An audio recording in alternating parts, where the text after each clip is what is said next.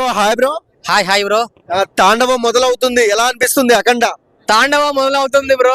మరి ఈ 12th release అవుతుందా కాదా?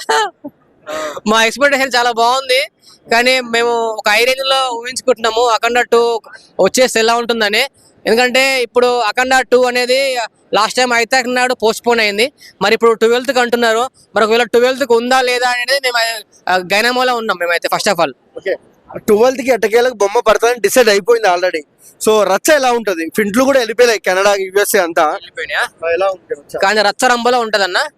కానీ ఆల్రెడీ కొంచెం ఏంటంటే నా ఒపీనియన్ ఏంటంటే కొంచెం బిఫోర్ టికెట్లు రిలీజ్ చేస్తే మాత్రం అయితే ఇంకా వేరే ఉండు.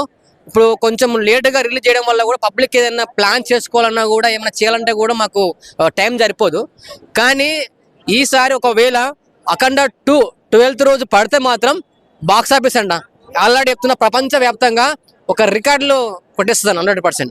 అంటే అఖండ 1 కి బాక్సులు పగిలిపోయాయి తమన్ బీజిఎం కి. 2% ఏంటి? ఇప్పుడు బాక్స్ లేదు, థియేటరే పలిగిపోతుంది ఆ సౌండ్ ఎఫెక్ట్స్ కి.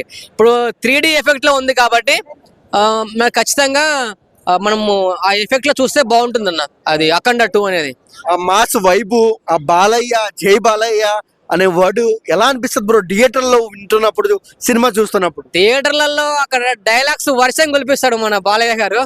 జై బాలయ్య బాలయ్య అనే అరుపులు, ఆయన వస్తా ఎంట్రీ, అసలు ఆయన డైలాగ్స్ మాత్రం అయితే అసలు గూస్ బంప్స్ అన్న.